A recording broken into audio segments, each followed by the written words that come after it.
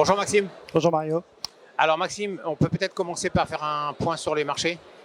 Alors c'est une bonne idée parce que les marchés sont particulièrement mouvementés aujourd'hui et depuis tout le début d'année, qu'on se rend compte finalement sur la fin d'année, c'est que le marché a surréagi en tout cas aux annonces des banques centrales de resserrement monétaire et ça se voit réellement dans à la fois la baisse de multiples qu'on observe depuis le début d'année et plus récemment sur des probabilités de récession qui augmentent et donc un marché qui devient vraiment très agité.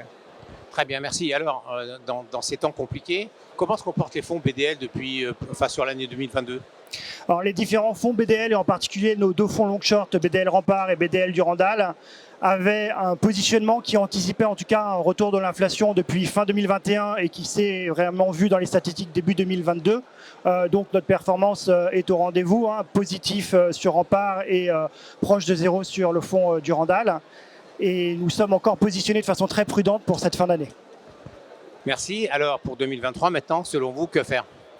Alors selon nous, la volatilité qu'on observe sur la fin de l'année 2022 devrait continuer en 2023, ce qui fait que privilégier des produits soit prudents comme des fonds long short ou au contraire des fonds qui peuvent s'adapter à ce différent régime, donc notamment un fonds comme Rempart qui a un biais variable, sont des bonnes opportunités pour venir diversifier une classe d'actifs. Très bien. Merci Maxime de ce regard très complet et puis bon salon patrimonial à toute l'équipe de BDL. Merci beaucoup. Au revoir.